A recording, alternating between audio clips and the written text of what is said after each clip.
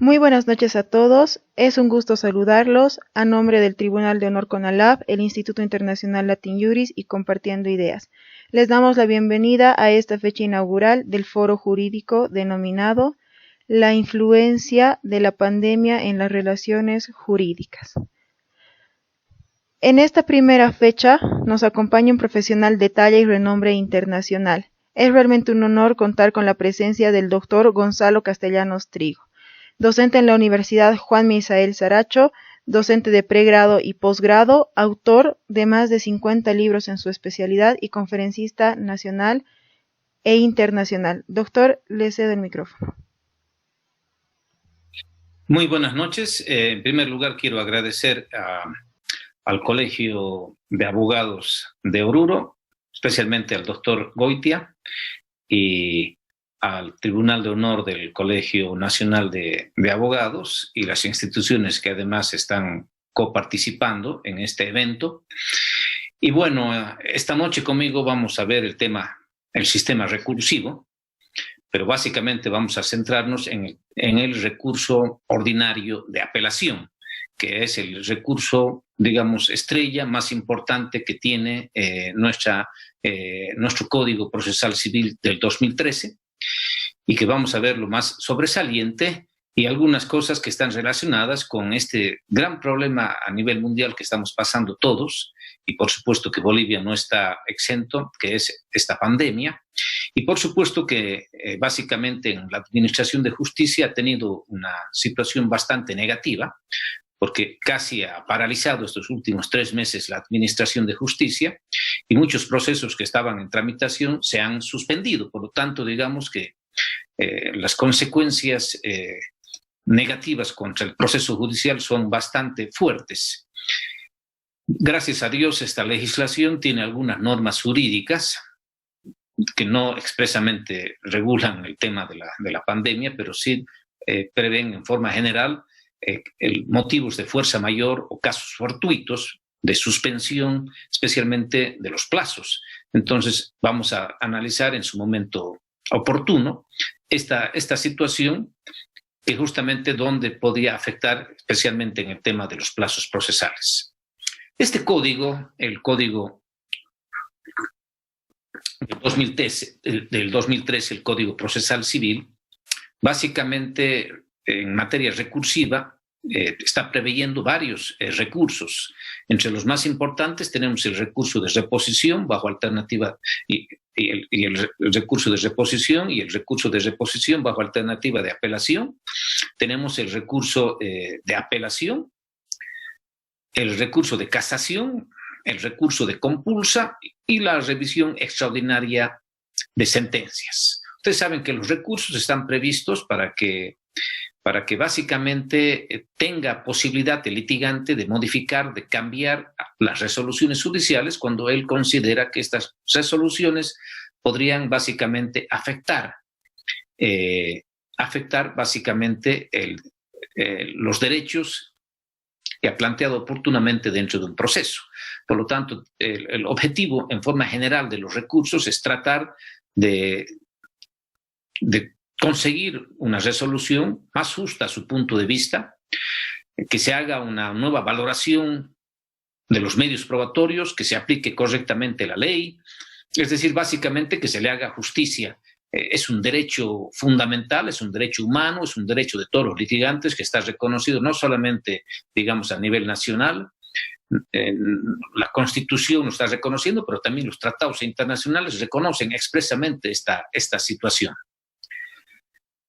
Lo más importante del recurso de reposición es que el propio juez puede cambiar su propia resolución. Normalmente son de resoluciones de mero trámite, providencias, decretos o autos interlocutorios, cuando las partes creen advertir que el juez ha cometido alguna irregularidad, alguna omisión, algún error de alguna pequeña resolución que se han planteado en el proceso.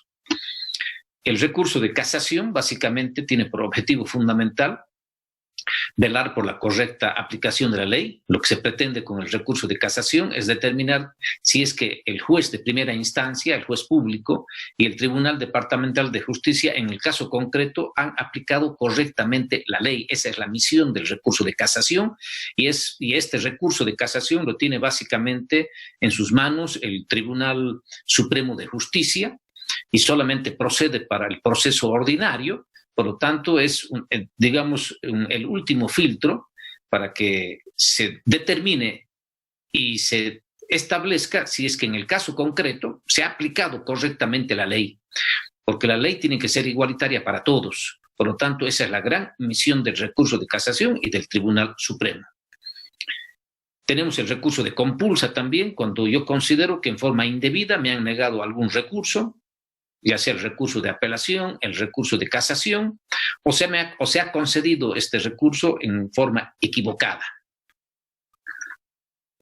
Básicamente la compulsa está prevista para precautelar el derecho a la vía recursiva y que no quede solamente en las manos de los jueces o de los tribunales departamentales la facultad de poder negar un recurso sin, digamos, cumplir con lo que determina la ley. Y finalmente tenemos el recurso extraordinario de sentencias, que es para revisar la cosa juzgada cuando se ha llegado a esta cosa juzgada por medios pocos transparentes. Por lo tanto, es necesario revisar básicamente la sentencia que se encuentra ejecutoriada con el sello de cosa juzgada, pero en aras de una mejor administración de justicia. Esto es lo que menos ocurre. Aquí en Bolivia no se han revisado más de 1000 sentencias desde la fundación de nuestra república, por lo tanto, digamos que es algo extraordinario realmente. Y ahora ya nos concentremos en el recurso que es objeto de este pequeño curso, organizado con tanto cariño por varios profesionales de la ciudad de Oruro, que es básicamente el recurso de apelación. El recurso de apelación está previsto para impugnar básicamente la sentencia de primera instancia y los autos definitivos. Básicamente está pensada en esas dos resoluciones, en la sentencia y en el auto y en los autos definitivos. Es decir, cuando se dicta sentencia en primera instancia y las partes consideran que posiblemente el juez no haya hecho una correcta valoración de los medios probatorios, no haya aplicado correctamente la ley en el caso concreto, pues, aparece el primer recurso de fondo, que es el recurso de apelación. Básicamente, el recurso de apelación se plantea siempre ante el juez público en materia civil y el que conoce y el que resuelve este recurso es el Tribunal Departamental de Justicia, que es el encargado de dictar el auto de vista o sentencia de segunda instancia para resolver el recurso de apelación.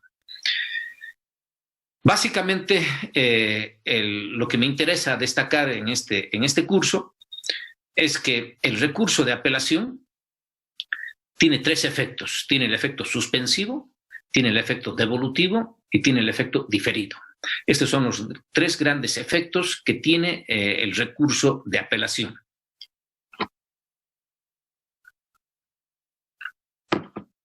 El recurso, la apelación en el efecto suspensivo, como su nombre lo está sugiriendo, suspende la competencia del juez. Es decir, que planteado el recurso, automáticamente el juez ya no tiene competencia para ejecutar lo que ha resuelto en sentencia. Esto es lo más importante y lo más sobresaliente. Queda en statu quo el proceso.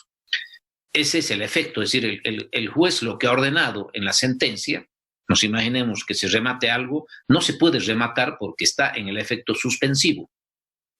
Pero este efecto suspensivo solamente está para el proceso ordinario. Entonces, lo más importante del efecto suspensivo es que suspende la competencia del juez para poder ejecutar válidamente la sentencia y se tiene que esperar el resultado de cómo se va a resolver en segunda instancia ese proceso. En el efecto devolutivo, la situación cambia porque pese a que se ha planteado el recurso, no se suspende la competencia del juez y se puede ejecutar la sentencia pese al recurso que ha sido planteado. Esto es lo más importante, es decir, se plantea el recurso, el juez concede la apelación, pero igual ejecuta la sentencia al cual se ha planteado el recurso. Esa es la gran diferencia entre el suspensivo y el devolutivo. En el suspensivo no puede hacer nada, se encuentra amarrado, digamos, básicamente, ¿no? Que en el efecto devolutivo, pese al recurso, se puede ejecutar provisionalmente la sentencia. Y por eso es que la mayoría de los demás procesos, ya solamente el proceso ordinario tiene el efecto suspensivo, los demás procesos, por lo tanto, el proceso extraordinario, los procesos monitorios como el ejecutivo, la entrega de cosas, la cesación de la copropiedad, los procesos de ejecución de sentencia, los procesos voluntarios, todos absolutamente están siempre ya en el efecto devolutivo.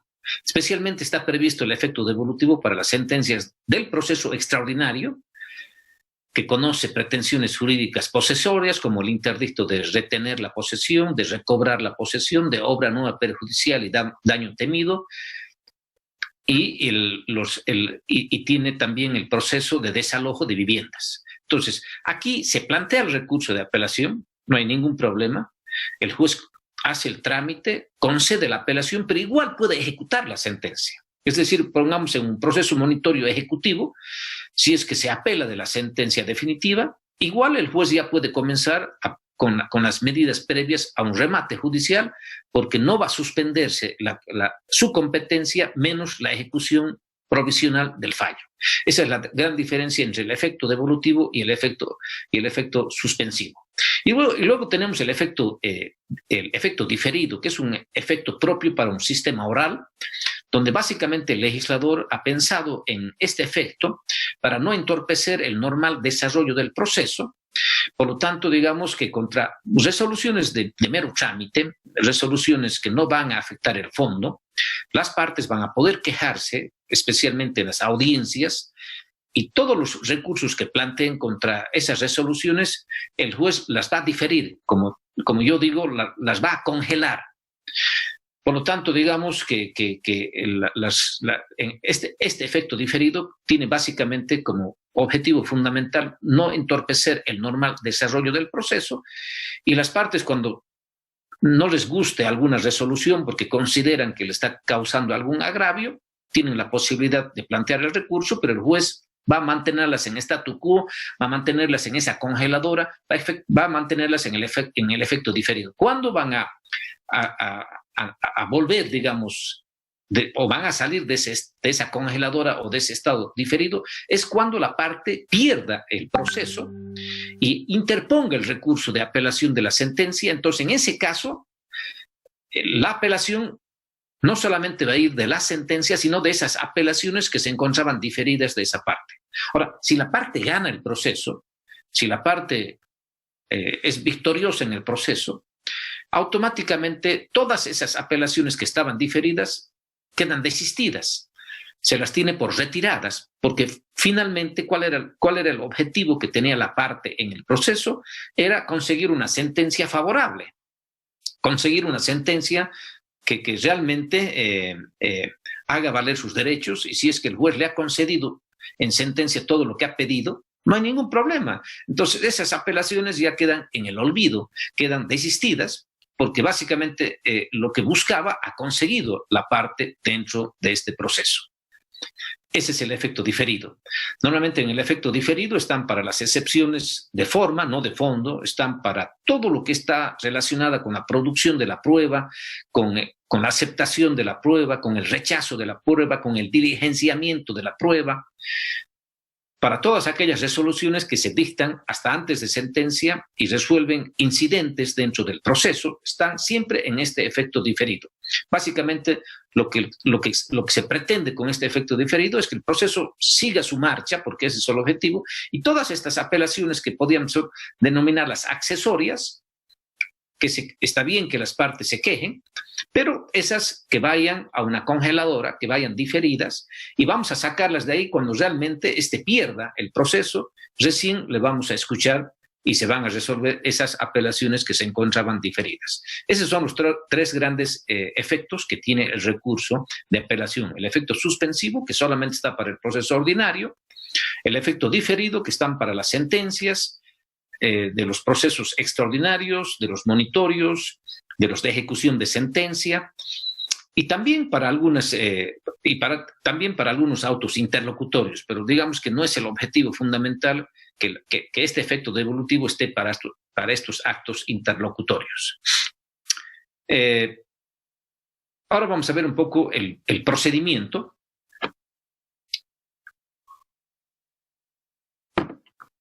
del recurso de apelación. El recurso de apelación, especialmente de la sentencia en el proceso ordinario, debe plantearse dentro del plazo de 10 días. ¿Qué es lo primero que quiero establecer aquí? Es el cómputo de los plazos. Básicamente, lo que interesa en materia recursiva es el cómputo de los plazos. Y esto no solamente sirve para el recurso de apelación. Ya les decía, en este proceso ordinario se tiene el plazo de 10 días. Y lo que quiero ahora analizar un poco con ustedes es cómo se computa el plazo, es decir, desde cuándo se computa un plazo, cómo transcurre el plazo, en este caso, de los 10 días y cuándo finaliza ese plazo. Pues muy bien. Ahora, con este nuevo Código Procesal Civil del 2013, básicamente los plazos para interponer un recurso siempre son a partir del día hábil siguiente de la legal notificación con la sentencia o con la resolución que vamos a impugnar. Siempre es a partir del día hábil siguiente. Nos imaginemos, hoy día somos 20 de julio del 2020, es un día hábil, nos han notificado con la sentencia, y a partir de mañana, martes 22, se va a comenzar a computar martes, miércoles, jueves y viernes, pero solamente se va a computar los días hábiles. Entonces, la primera regla que quiero que quede absolutamente claro es que los plazos se computan a partir del día hábil siguiente. Nos imaginemos que si me hubieran notificado un día viernes, el día sábado es inhábil, el día domingo es inhábil, entonces recién a partir del día lunes se comenzaría a computar ese plazo. Entonces siempre es a partir del día hábil siguiente de la legal notificación a la parte con la resolución que vamos a impugnar, en este caso concreto con la sentencia. ¿Cómo transcurre el plazo? El plazo transcurre en forma, solamente se computan, básicamente si el plazo es hasta 15 días, solamente se computan los días hábiles. Si habría un recurso que sea más de 15 días, se computa en forma ininterrumpida, lunes, martes, miércoles, jueves, viernes, sábado, domingo, lunes de carnaval, martes de carnaval, es decir, feriados, etcétera, etcétera. Aquí, en materia recursiva, casi todos los recursos no están más de 10 días, a excepción de la revisión extraordinaria de sentencia, que tiene un año, ahí se computan todos los días, pero aquí después en materia recursiva normalmente el plazo más largo que tenemos es de 10 días. Así que el plazo va a transcurrir solamente en los días hábiles y de acuerdo a la ley del órgano judicial, al Código Procesal Civil del 2013, los días hábiles son lunes, martes, miércoles, jueves y viernes. No es sábado, no es domingo, no es feriados. Entonces digamos que se va a computar de esa manera. Pero ahora en esta época de pandemia se ha presentado una situación mucho más sui generis, mucho más especial, porque ha llegado un momento que por un decreto presidencial y luego después los gobiernos departamentales, etcétera, etcétera, el órgano judicial, se ha cerrado el Poder Judicial, es decir, básicamente se ha interrumpido las actividades judiciales, por lo tanto, digamos que no existe la posibilidad de que, es decir, ha habido una suspensión básicamente de los plazos procesales. A muchas personas, a mí me han hecho, al comienzo especialmente cuando ha comenzado la pandemia, me han hecho consultas, es decir, muy bien, sabe, doctor, me han notificado tal día y estaba ya computándose 5 días y se ha declarado la cuarentena y con el cierre del órgano judicial. Entonces, automáticamente, solamente se habían computado 5 días y supuestamente faltaban 5 días más. Todo ese tiempo que ha durado la pandemia, o que sigue durando, es decir, básicamente en muchas ciudades, en cada departamento en Bolivia ha sido diferente. En algunos lugares han vuelto antes a trabajar, otros han vuelto después. Hay órganos, hay distritos judiciales que han vuelto en fechas diferentes, ¿no? Entonces, en cada caso hay que ver el caso concreto. Pero básicamente lo que quiero decir desde que se han suspendido por un motivo de fuerza mayor, por caso fortuito, básicamente, no ha transcurrido el plazo. Por lo tanto, aquí tenemos que tomar en cuenta un artículo especial muy importante que dice que al impedido por justa causa no le corre plazo ni le causa ningún perjuicio desde que comienza el impedimento hasta que concluye. Entonces, digamos que aquí básicamente no hay ningún problema porque tenemos una norma jurídica expresa para esta situación. Voy a darles lectura del artículo para que les quede absolutamente grabado. El artículo 95 del Código Procesal Civil dice impedimento por justa causa. Al impedido por justa causa no le corre plazo ni le depara perjuicio desde el momento en que nace el impedimento y hasta su cese. El párrafo segundo dice, se considera justa causa la que provenga de la fuerza mayor o caso fortuito insuperable para la parte que se encuentra en la imposibilidad de realizar el acto por sí o por mandatario. Por lo tanto, esta norma es absolutamente clara. Justamente esta es una norma jurídica general y cae como anillo al dedo en esta época de pandemia. Por lo tanto, todos aquellos litigantes que estaban tramitando un proceso y que estaban sujetos a un plazo para contestar demandas, para oponer excepciones, para reconvenir, para plantear un recurso o para contestar un recurso, lo que sea, no había ningún problema, porque básicamente automáticamente desde el día que ha comenzado la pandemia y ha sido oficialmente decretada por el gobierno nacional con suspensión de actividades, automáticamente se ha suspendido esos plazos, por lo tanto, nadie, absolutamente nadie, ningún litigante puede sentirse perjudicado o agraviado por esta situación. Por lo tanto, nuestra legislación, digamos que tiene este artículo 95, que es justamente en casos excepcionales, en casos fortuitos, en casos de fuerza mayor. Por lo tanto, si yo, por ejemplo, cuando se ha iniciado este encapsulamiento, esta situación que está ocurriendo en todo el país, automáticamente ha quedado suspendido mi plazo.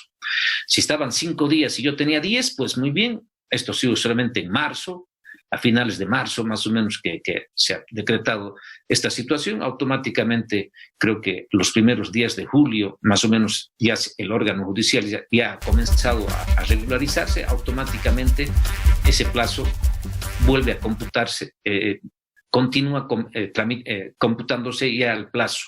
Por lo tanto, si en marzo ha corrido 5 días, en julio comenzaba el 6º día a partir del momento que se ha reanudado las labores judiciales en los diferentes distritos judiciales de nuestro país. Entonces, este tema está absolutamente claro, a mi punto de vista. Gracias a Dios tenemos este artículo 95, que es bastante inteligente y justamente está pensado para estas cosas extraordinarias. En este caso, una pandemia, pero puede ocurrir guerras, puede ocurrir terremotos, puede ocurrir catástrofes, tantas cosas. Justamente esta es la situación que puede aplicarse. Ojalá que nunca más se vuelva a aplicar por pandemias en nuestro país, y cuando salgamos de este COVID, que realmente sea algo ya definitivo. Hoy creo que muchos estaban un poco festejando porque ya la vacuna contra el COVID ya es algo real. En Europa, y seguramente en septiembre, octubre ya algunos países la tendrán, y ojalá que Bolivia la tenga muy pronto. Entonces yo digo, ojalá que esta norma jurídica solamente se haya aplicado en este caso y no se aplique nunca más. Pero digamos que nuestra legislación ha preveído esta situación en caso fortuito. Por lo tanto, aquella persona que no le causa ningún perjuicio esta situación. Por supuesto que el tiempo transcurre, pero bueno, así es la vida. Nadie se hubiera imaginado que este año 2020 hubiéramos pasado semejante situación, o seguimos pasando todavía semejante situación tan complicada en el tema de la salud. Bueno, entonces los plazos se computan a partir del día hábil siguiente, transcurren en los días hábiles solamente, y por supuesto que como ha ocurrido con esta situación, se ha suspendido el plazo por esta situación extraordinaria, por este caso fortuito, por esta fuerza mayor que realmente ha escapado de toda la buena voluntad de todos los bolivianos. Y cuando finaliza un plazo, vence el último momento del día hábil respectivo. Ahora hay que ser sinceros, como este es un plazo de 10 días y solamente se computan los días hábiles, nunca va a caer un día inhábil. Siempre va a caer un día lunes, un martes, un jueves, un viernes. Y si es que es feriado, pongamos un día viernes, nunca va a caer un día inhábil, siempre, porque el día inhábil no se va a computar. Pero en plazos más largos, si pongamos para contestar a la demanda 30 días se computan todos los días en forma corrida, si caería un día sábado, automáticamente se va a un día lunes. ¿Por qué? Porque cuando vencería el plazo en un día inhábil, automáticamente se va al próximo día hábil siguiente y no hay ningún problema. Es decir, si caería, pongamos una contestación a la demanda, el plazo, un día domingo, automáticamente esto se va al día lunes. ¿Y cuando vence? Es el último momento del día hábil respectivo. Es el último momento del día hábil respectivo. Básicamente, si es que aquí se toman las horas hábiles que tiene la ley del órgano judicial dice que son horas hábiles desde las 6 de la mañana hasta las 7 de la noche. Pero básicamente las horas hábiles para los distritos judiciales son las horas hábiles que tiene cada distrito judicial. Hay distritos judiciales que acaban a las 6 de la tarde, otros a las 6:30 y otros a las 7 de la noche. Entonces digamos que básicamente la última hora hábil sería a las 7 de la noche para presentar un recurso. Y ahora ojalá que se ponga se implemente el buzón judicial que estaba previsto en la ley del órgano judicial de 2010 y que ahora estoy sintiendo, yo ya estoy un poco alejado del órgano judicial, estoy sintiendo, pero por la prensa, por algunas situaciones que parecería que se va a poner vigente de nuevo. No se va a poner vigente, sino se va a implementar por primera vez el buzón judicial, que va a ser como un cajero automático. Básicamente usted va a ir con su memorial, va a depositar, no va a haber absolutamente ninguna persona, usted va a introducir y le van a dar una constancia, esa máquina, para señalar en qué momento y a qué hora está presentando usted un determinado documento. En este caso sería un recurso. Ese es el tema del cómputo de los plazos. Ahora, cuando se plantea un recurso de apelación, básicamente algo importantísimo que debe quedar absolutamente claro es que solamente puede interponer el recurso de apelación la persona que se encuentra perjudicada, que se encuentra agraviada con una resolución judicial. Los recursos no están por una simple vanidad para poder plantear, sino que básicamente está para el litigante, para la parte que está participando en el proceso y que considera que la sentencia en este caso es una sentencia que va a perjudicar sus derechos. Es decir, básicamente solamente se puede interponer un recurso cuando la parte considera que la sentencia le está causando agravios, cuando esa sentencia le causa perjuicios a sus derechos. Y cuando jurídicamente se considera que una sentencia causa agravio, cuando el juez no te concede todo lo que tú has pedido. Por ejemplo, si yo en un proceso demando el cumplimiento del contrato más daños y perjuicios y lucro cesante, y si es que el juez, por ejemplo, me concede la nulidad de ese contrato, me concede los daños y perjuicios y el lucro cesante, yo no tengo de qué quejarme, porque el juez me está concediendo absolutamente todo lo que yo le he pedido oportunamente. Pero nos imaginemos si es que el juez no te concede, pongamos, los daños y perjuicios, eso es un agravio. Esa es una situación que te está causando perjuicios. Es decir, muy bien, señor juez, usted me ha concedido la nulidad del contrato, perfecto, estoy de acuerdo, pero ¿por qué no me ha concedido los daños y perjuicios y lucro cesante? Yo por eso voy a apelar. Entonces, lo que quiero decir que el motor que pone en movimiento la vía recursiva es la expresión de agravios. Y básicamente la expresión de agravios es el motor, es el fundamento del recurso. Como por ejemplo a mí como demandante me obligan que yo cumpla con ciertos requisitos al momento de plantear mi demanda, también tengo la obligación básicamente que cuando interpongo un recurso de apelación exprese mis agravios. Expresar mis agravios significa establecer con absoluta claridad cuáles son los perjuicios, los gravámenes que me está causando esa resolución judicial. Señor juez, usted no ha hecho una correcta valoración de los medios probatorios y concretamente no ha valorado con la sana crítica y el prudente criterio la declaración testifical de los testigos, Juan y Pedrito. Usted no ha hecho una valoración adecuada, global, pongamos, del trabajo pericial que se ha realizado en este proceso. Usted no ha valorado básicamente la confesión judicial que ha sido provocada a la contraparte. Usted no ha hecho una correcta valoración de la inspección judicial que hemos realizado y que se ha demostrado tales hechos. Entonces, básicamente, como el juez está obligado cuando dicta una sentencia a fundamentar su sentencia, es decir, dar una explicación lógica y razonada del porqué de su fallo, básicamente el juez tiene que explicar a las partes cuáles han sido los motivos por los cuales está fallando. En otras palabras, los litigantes tienen que saber por qué ganan o por qué pierden un proceso. Por lo tanto, el momento de plantear un recurso, yo tengo que justamente quejarme de estas situaciones. Señor juez, usted ha dicho que yo no he probado esto. Usted se ha equivocado totalmente porque usted no ha tomado en consideración esto.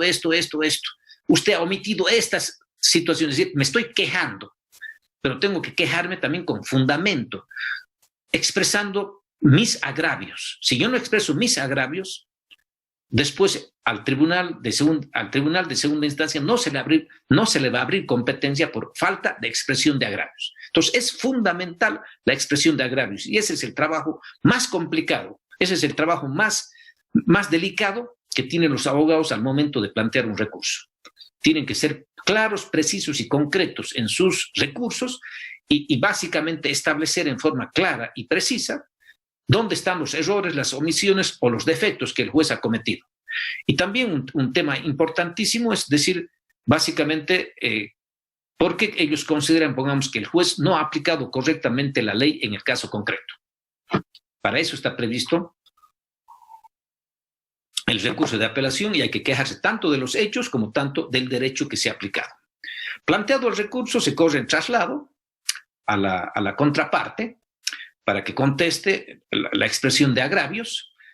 Normalmente la contraparte va a estar de acuerdo con lo que el juez ha decidido porque es favorable a la sentencia, más al contrario va a ir a apoyar esa resolución. Podría hacer también una adhesión al recurso de apelación, que es una situación totalmente diferente, cuando básicamente también él puede se encuentra básicamente también perjudicado en parte, en algo de la sentencia, también podría adherirse sobre esos aspectos en el recurso de apelación. Una vez planteado el recurso, contestado no el recurso, al juez le corresponde tomar dos decisiones. La primera es rechazar el recurso, y puede rechazarlo porque se encontraría fuera de plazo, o se ha interpuesto un recurso contra una resolución que es inimpugnable. Y el segundo paso es conceder la apelación. La segunda posibilidad es conceder la apelación. Nos imaginemos que todo está correcto y ha concedido la apelación. Se lo remite al Tribunal Departamental de Justicia. Recibido el expediente en el Tribunal de Justicia, realizado el sorteo, si hay varias salas, corresponde el sorteo de la causa dentro de la sala, para que uno de los magistrados del Tribunal de Justicia haga de relator. En segunda instancia podría haber una audiencia en segunda instancia, que es posible cuando está en este efecto suspensivo, y básicamente se podría, pongamos, abrir una audiencia en segunda instancia cuando no se ha podido producir toda la prueba en primera instancia, pero no por negligencia de las partes, sino por motivos totalmente ajenos a su buena voluntad, cuando se han propuesto nuevos hechos en el recurso de apelación, y alguna otra situación, o cuando se quiera hacer producir prueba de oficio en segunda instancia o para mejor resolver por parte del tribunal. Entonces podría abrirse una segunda audiencia, una audiencia en el recurso de apelación en segunda instancia. Realizada esta audiencia o no, el relator tiene 20 días para hacer el relato a sus compañeros de sala y para que ellos tomen una decisión.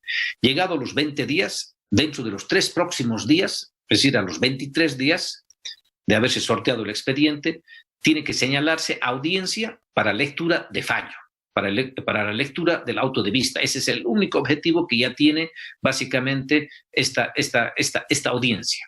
Básicamente lo que se pretende no es que se dé en forma oral el fallo, sino que se dé lectura del fallo.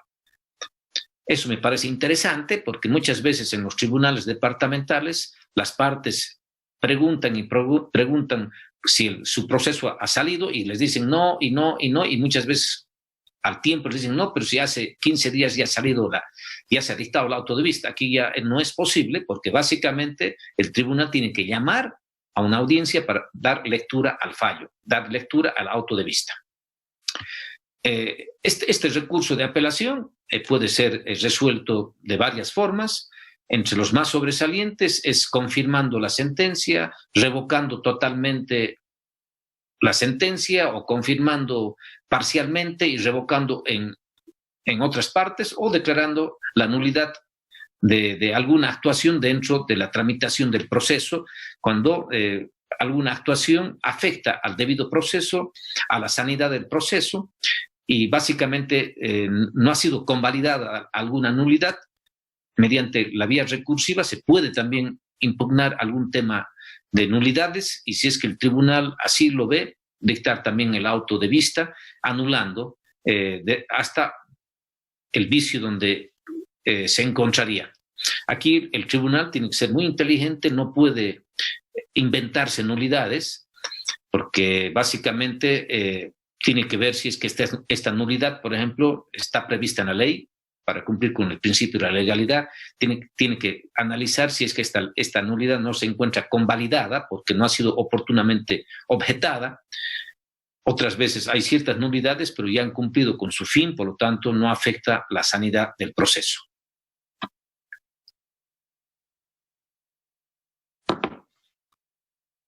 Luego de ello, básicamente estas son las 4 formas de resolución del auto de vista. Un aspecto importante es la pertinencia de la resolución. El tribunal de segunda instancia no puede fallar sobre lo que le da la gana o sobre lo que le guste o lo mejor le parezca. Justamente cuando se plantea un recurso de apelación es la pretensión jurídica de segunda instancia. Es igual que en primera instancia, cuando se plantea una demanda, está prevista ahí las pretensiones jurídicas y el juez en sentencia de primera instancia solamente puede fallar sobre esas pretensiones jurídicas. No puede inventarse más o resolver menos. En esta resolución de segunda instancia también hay un aspecto doctrinal y legal, porque está previsto en nuestro Código Procesal Civil, que se llama pertinencia de la resolución. Solamente el tribunal de segunda instancia puede resolver el recurso sobre los puntos que han sido objeto del recurso de apelación y que han sido motivo de la sentencia de primera instancia. Por lo tanto, no puede resolver más cosas.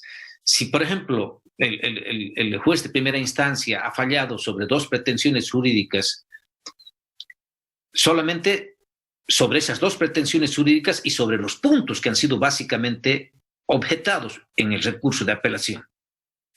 Y otra cosa interesante es que, por ejemplo, si es que el tribunal de primera instancia no ha resuelto, pongamos, algún aspecto importante en la tramitación en sentencia, y ese punto ha sido objeto del recurso de apelación, el tribunal de apelación puede resolver ese punto.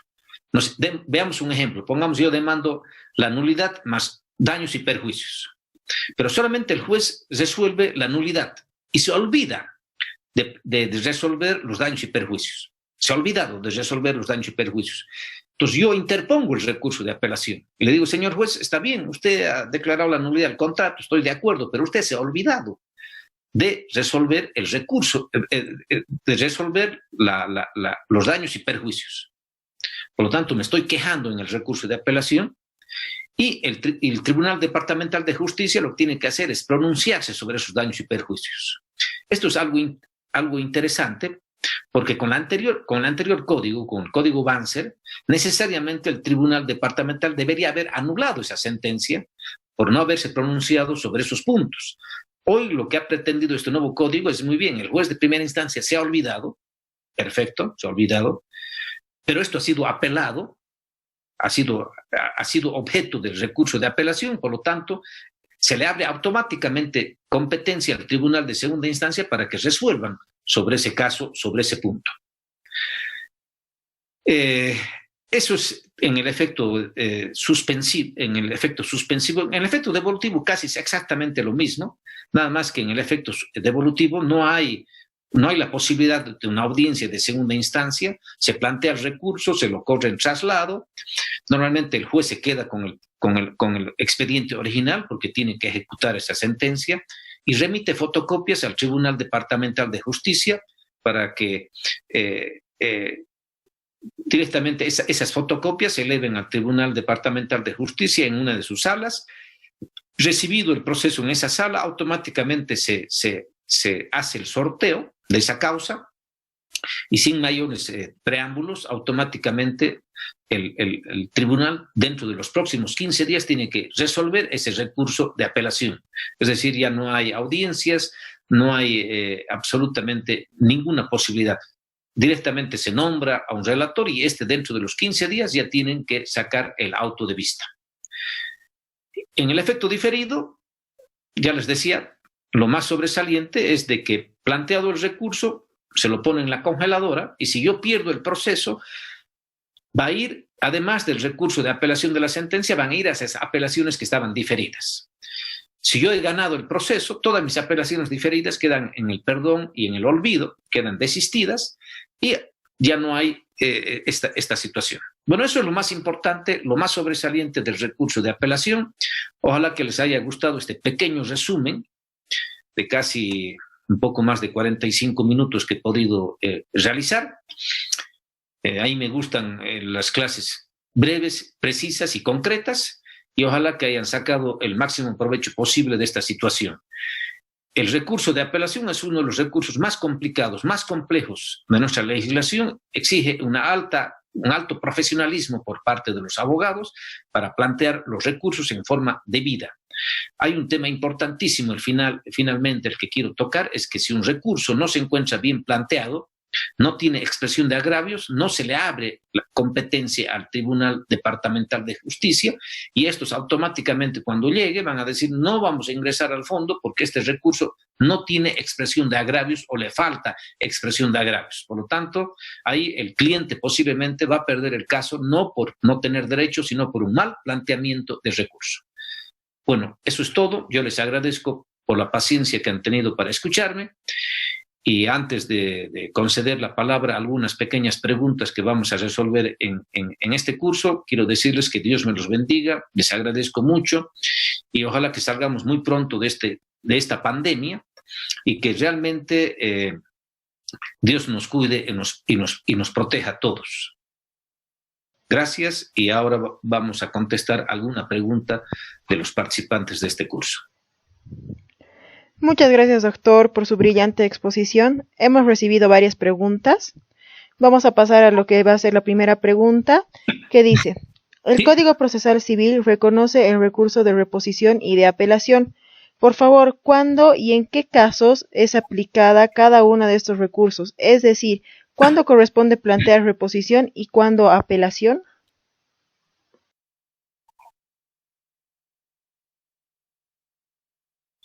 Bueno, el recurso de reposición está previsto para resoluciones de mero trámite, para decretos o para